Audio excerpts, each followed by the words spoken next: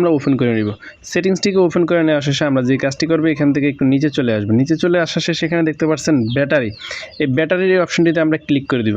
Click করে দেওয়ার শেষে একটু নিচে চলে আসবেন। নিচে চলে আসার শেষে এখানে নিচে দেখতে পারবেন মোর সেটিংস। এই মোর সেটিংসের উপরে ক্লিক করে দিবেন।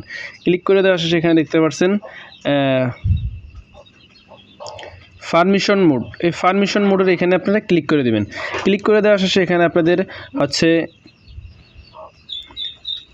এখানে হাই পারফরমেন্স মোডে দেওয়া থাকতে পারে। তো এখান থেকে আপনারা যে কাজটি করবেন এখানে স্মার্ট পারমিশন মোডে এটাতে আপনারা ক্লিক করে দিবেন। ক্লিক করে দেওয়ার শেষে এখান থেকে আপনাদের যে ব্যাটারিটি সেই ব্যাটারিটি কিন্তু অনেকটাই সেভ হবে এবং আপনাদের ফোনটা হিটিংও কম হবে।